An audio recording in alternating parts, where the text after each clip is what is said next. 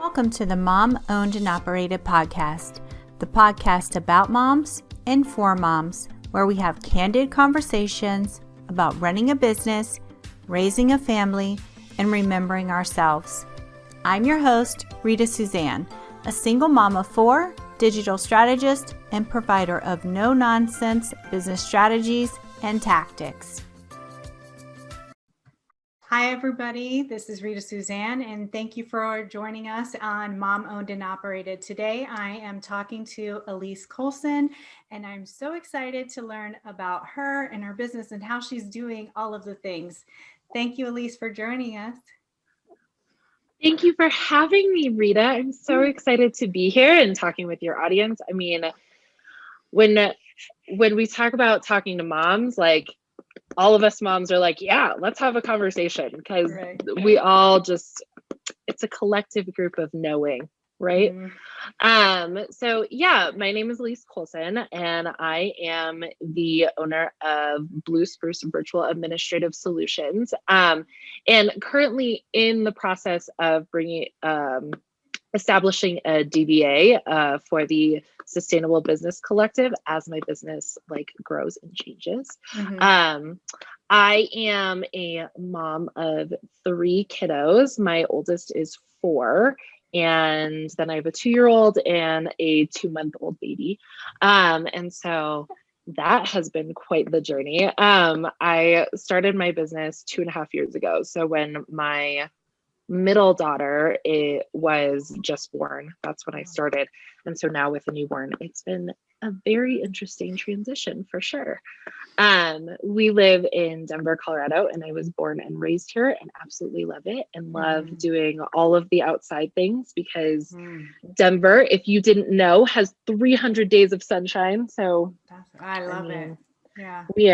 We are all about the outside business, and it's actually fairly warm all year long, which is maybe I should relocate there. There you go. There you go. Yeah, so we live here. I work within my business full time from home. And so that has been a very interesting journey that I'm excited to talk with Rita about and share with all of you. So what made you decide to start your business? Was it because you started having kids or? So before I was a work from home mom, I was in education. So I started as a teacher and had wanted to be a teacher since I was 7 years old. Like that was the thing that I was going to be from elementary school on. And being the kind of person that I am, I was very focused and doing that. Like nobody could tell me otherwise. I was going to be a teacher. I was going to be a teacher for the rest of my life. That's what I was going to do. And 6 years into it, I decided that I wanted a little bit more leadership and I wanted to make more money because quite honestly, as a teacher, you just don't make very much money. And my husband is also a teacher. And so we needed to start building up some additional income if we were going to have kids and eventually buy a bigger house and do all the things. So I went into school administration and at the same time also had my first kiddo, and it wasn't terrible. When you only have one kid, it's a little bit easier to manage not necessarily being home all the time.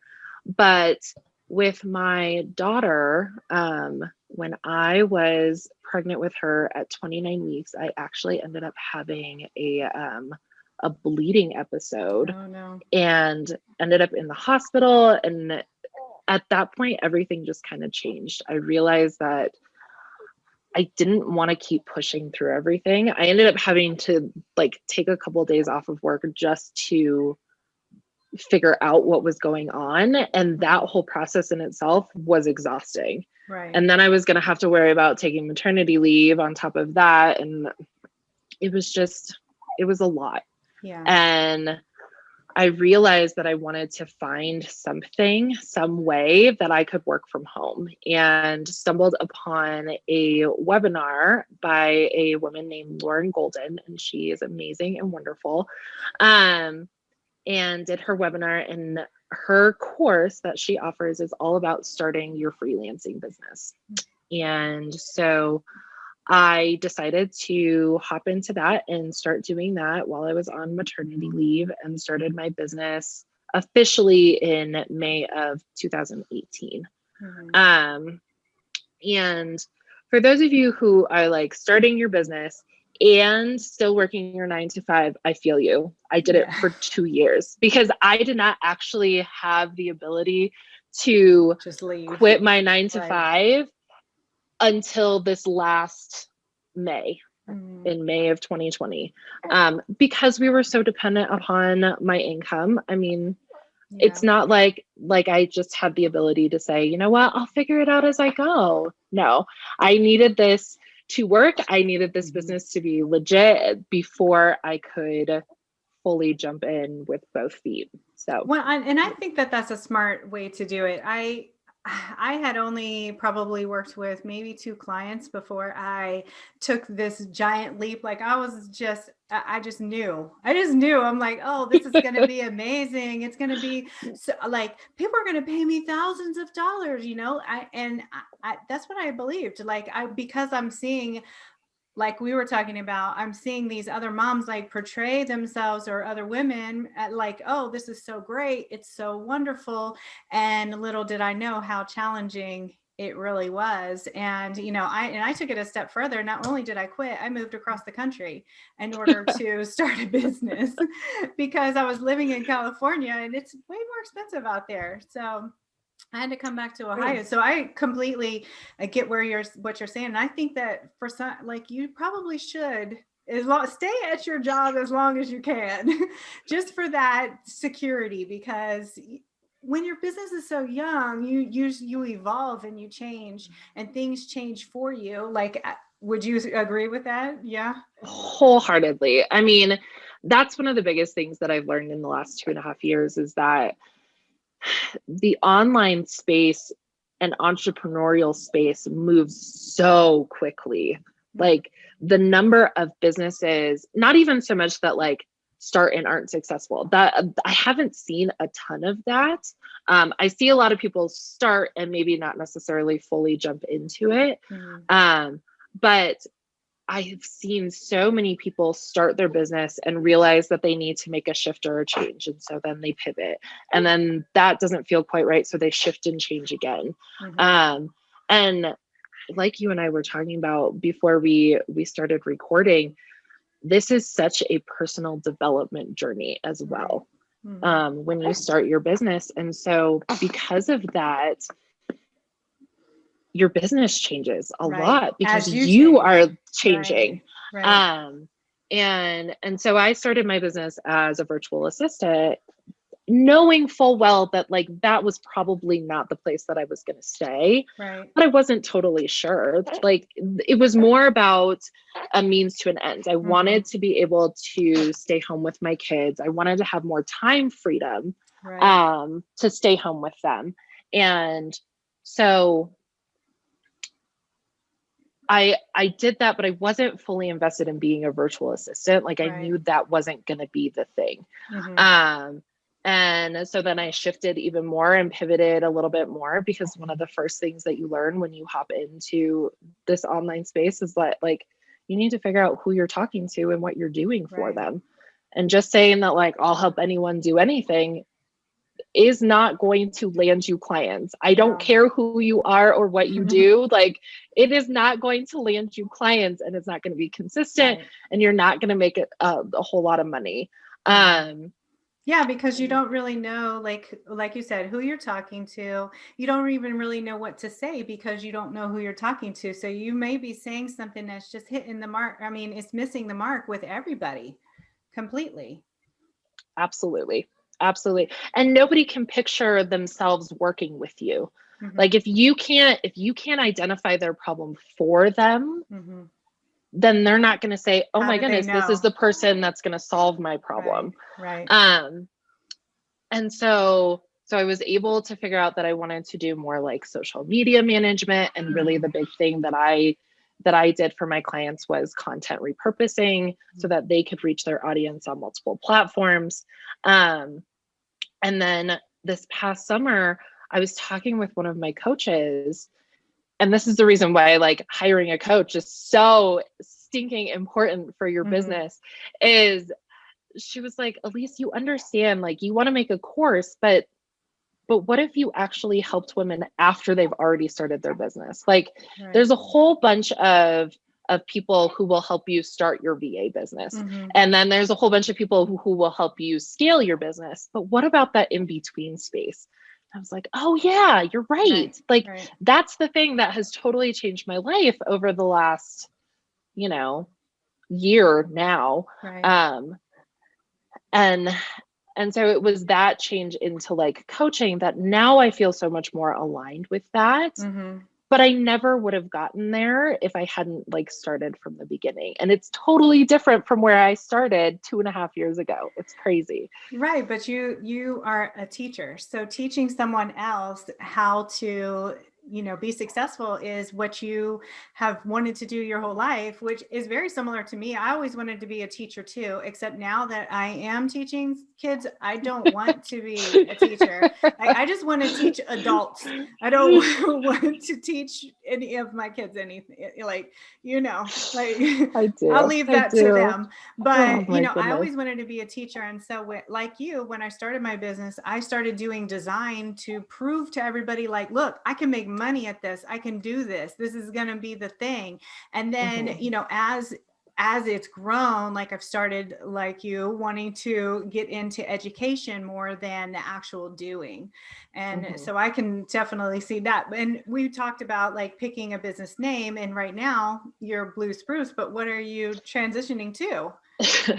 The transition will be to the Sustainable Business Collective, because that is like really my core mission. Like when I picked my name originally, Blue Spruce Virtual Administrative Solutions, first of all, if you are naming your business, please make sure that you say it out loud and like can say it 10 times fast, because Blue Spruce Virtual Administrative Solutions looks really nice on paper, but holy cow, is that a mouthful? Like, oh my goodness. But I also didn't want my name to be part of it for whatever reason. Now, there's nothing wrong with that. And honestly, if I were to go back, I probably would have done my name, because it transitions really, really well. You don't have to change the name of your business. But with Blue Spruce, I wanted a Colorado connection. And so Blue Spruce is actually the state tree of Colorado. I originally wanted to do Columbine, but Columbine has such a negative connotation that it was, you know, a short-lived. Plus, you know, that could be misspelled. So that's another thing, like thinking about how things, you know, are spelled and making it easier for people to find you. You know, if they misspell, then they'll miss you altogether. Yep. So that would, I mean, that is for sure one of my just like coined recommendations for any newbie that I'm ever talking to who's like, I don't know what to name my business. But yeah, and you almost want it to be very searchable, like SEO compatible. And so for me, building a sustainable business is like the way that I'm able to stay home with my kids. If my business was not sustainable, I would not be able to actually stay home with them. And in talking about like wanting to do it all, I actually, my 2 older kids, and the youngest one will go once my oldest goes to kindergarten in the fall, but they go to daycare 2 days a week. Yeah. Which is the best thing that I ever did for my business. Like, I would not be able to run a successful business if I didn't have some time to myself where my kids were not around. And it actually makes me a much better mom, because when they are here, I'm not trying to work the entire time that they're around. I completely agree. I mean, my kids don't go to daycare, but you know, when they're in regular school, that makes all the difference for me. And I can understand. I can't even imagine having, you know, 3 kids and trying to do all of the things. And especially now you're trying to build this new business and still serving your clients, I'm sure that you already have. So because you have all of these things going on, tell us, like, what does a typical day look like for you? So very interesting. So my days where my kids are not here are beautiful days. Like I love those days.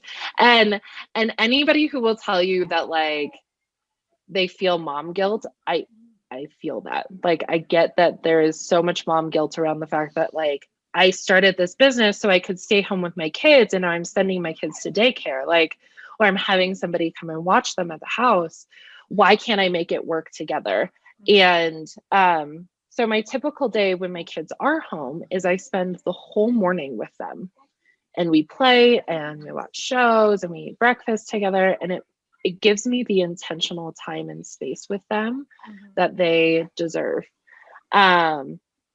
And then in the afternoon, when my daughter is taking a nap, then I am able to get some other work done. Right. And that's really my saving grace. Like I really don't plan a whole lot during the days that my kids are here on Mondays, Thursdays, and Fridays. I love it.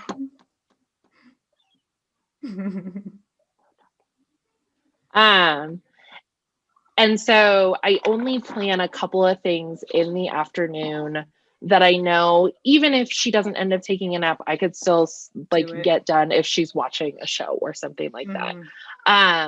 And then on Tuesdays and Wednesdays, that's usually when I schedule my calls with my clients, so that I can give them my full attention. I don't want them to feel like I don't value the work that I do for them. And so having that intentional time that I can dedicate to my clients and the like front facing side of my business is so big. So that leads me to my next question, which it probably goes hand in hand with this, but how do you like do your business and your mom stuff and balance everything with business, home, family, but also self, because self is so important. And sometimes, you know, as moms, we leave ourselves to be the last thing that we do. It's so true. I am a huge proponent of self-care, and I was before even just like this whole self-care movement has started, because it is so important. Like I am fully bought into the idea that I have to take care of myself in order to take care of everybody else really well. And so before I was able to quit my 9-to-5 job, I actually had my day split up. I had 3 hours every day that I worked on my business. I had an hour first thing in the morning, an hour at lunch, and then an hour in the evening while the kids were like getting ready for bed. And that's still a lot, because the other piece that we tend to forget is our spouses. Right. And so my husband looked at me at one point and he was like, you can't just do all of your work at night because I feel like I'm not spending any time with you. Right. So I am very much keyed into being as productive as I possibly can during the times of work that I've scheduled out for myself. And if something happens, then with my kids, then I am willing to set my work to the side and find that backup time later to come back and do the work. Well, that's the benefit, because I mean, that's the freedom that we like wanted when we started our business, right? Is like to be able to handle these emergencies and not feel guilty or like feel obligated. Oh no, I can't help you, you know, because I gotta work, you know? Totally. Yeah. Totally. And if need be, like if your kid is sick, instead of working down in my office, I can sit and work up on the couch while my daughter lays down and does whatever. Or, you know, I'm very tuned in and getting much better at tuning myself in on a more regular basis of like asking myself how I'm feeling, because I don't want to just be pushing through the work aspect. It makes it so that the work that I turn out is not my best work. Right. And you have to listen to your body and your mind and really be tuned into where you are. And self-care is not a thing that you just do every once in a while. Self-care is a thing you do every single day. Yeah. So making sure that you're drinking enough water and making sure you're getting enough sleep are two of the best ways that you can take care of yourself. And definitely something that I am on board with. It is like the things that sit at the forefront of my mind. I need to make sure I go to bed on time so that I can like do well the next day. Well, I think too, when you have young kids, it is like young kids like yours, like it's easy to put yourself to the side because your kids they need so much from you. And so even just doing, like you said, getting the appropriate amount of rest. I mean, I'm sure you're up and stuff with the baby at night. And so going to bed on time is going to be super important for you.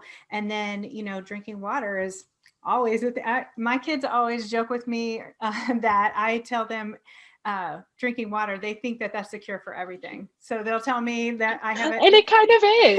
It is. Right. You have a headache. Water, you're dehydrated. Drink some water. Right. Yeah. You're still hungry. Drink some water and let's see how you feel in a half hour. Exactly. You don't need more snacks. Go drink some water. Right. Totally. Exactly. Totally. The other super key piece that so many of us moms don't want to do because we feel like it's a reflection and that we can't do it is relying on your spouse or your significant other. And if you are a single mom, more power to you. You women are rock stars. I do not know how you do it because the only way that I am able to do the things that I do is that my husband does so many things within our family. He puts the 2 older kids to bed. He makes dinner every night. He cleans up dinner every night. He cleans the house. I do not do it all. Right. And I can't do it all. I would completely burn out if I did. Right. And that's one problem that I've had in the past is I would work, do all the house stuff, and then instead of taking off on the weekend, I would use the weekend to catch up on all of the things. But then on Tuesday at 4:00 in the afternoon, I am crashing and I'm not doing anything else. Not even on Wednesday. I'm not doing it. So that just really is not healthy because, it would happen so regularly that I'm just like, I cannot function like this. This is not good. But sure. Finding that balance. And one thing that I've done is I'll take different days and dedicate different things to them. So Monday is my marketing day, Tuesday is clients, and etc. And that way I can just focus in on these things that I have to do versus trying to do all of the things, especially work related at one time, and I think that that's important too, is to really figure out, because I know that I'll create a schedule. And unless somebody else is on the other end of that schedule relying on me, I will just ignore the whole thing because I have so many things, so many interruptions, so many needs, so many, requirements and I'm sure yours is probably even worse than that. I mean, my greatest tool, my greatest asset is time blocking. I have to be able to tell myself what things I'm going to work on each day. And I do it at the beginning of the week. So I don't have to sit every single day and spend time during those really precious moments that I have to work on my business, figuring out what the heck I'm doing. Right. And I know that for so many moms, especially when you have little ones, that there's a lot of pushback. I can't stick to my time blocking. It doesn't work, whatever. I give myself a lot of grace. As you should, as everybody should. There's no way that I'd be able to keep going if I didn't give myself grace. And it's more about making sure that I get the tasks for the day accomplished, not necessarily the times that I've dedicated to get those tasks accomplished. So not giving yourself too many tasks in one day, right? Because I feel like, we will list out a million things that we have to do. And then if we only finish one, we're like, I didn't do enough today. But maybe that one thing was so integral to everything, but we don't give ourselves credit because we're just like, it's not enough. I have to keep doing. And that's the problem with us. We're running around in circles, trying to do all of the things, right? Right. Instead of being, we're always doing. Right. And we don't give ourselves the space to just be.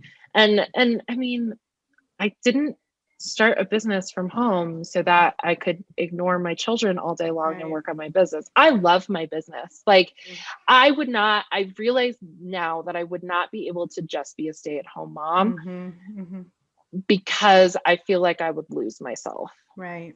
I never wanted to be a stay-at-home mom, and it's probably for that reason. I was like, I cannot envision myself doing that. Yeah. Yeah. And if anybody does, like, I'm not like, no, that's it great. is so Everybody's hard. different. Yeah. It is so hard. Like the stay-at-home mom piece is the hardest piece because it is so much dedicated to other people. And so if you are a stay-at-home mom, please make sure you're taking care of yourself. Yes. And my business is like the piece that I do for me. It's the piece that one allows me to stay home. Like it's contributes it's to essential. the family, but also like challenge you. Correct. It's the piece that allows me to continue to grow as a person. So what would you say then has been like the biggest challenge that you've had in your business? Oh, that is a great question. I think it's the ongoing nature of not necessary of being the one that's fully in charge of who is directing the ship. Like I am driving the ship, and some days I don't know what direction I'm facing or where I want to go. I just want to jump off board sometimes. Somebody else take the wheel. I'm done. I need to just sit back and tan for a minute. So I think that's been the hardest piece is you get to a point where if you are not the one internally motivating yourself, how the heck are you going to keep going? Right. Okay. So let me ask you a question. So sustainable business, tell me, okay, what are there like specific aspects of it that make it sustainable? Like explain that to me a little bit. That is a really great question. So my whole thing is, but when you start your business, and I specifically direct myself towards service providers and like online service providers who are doing done for you services for other businesses. When you start off your business, you are starting off more like a freelancer. You are just trying to land as many jobs as you can to make money. But once you get to a point where you've proven to yourself that you have clients, you do need to make sure that you've niched down. You do want to make sure that you are much more intentional about the types of clients that you're bringing on. And so the sustainability piece comes into the types of clients you're bringing on. You need to make sure that your boundaries are really clear. And you need to have a really solid foundation. That's the biggest piece. I just finished the beta round of my course, the Sustainable Business Academy.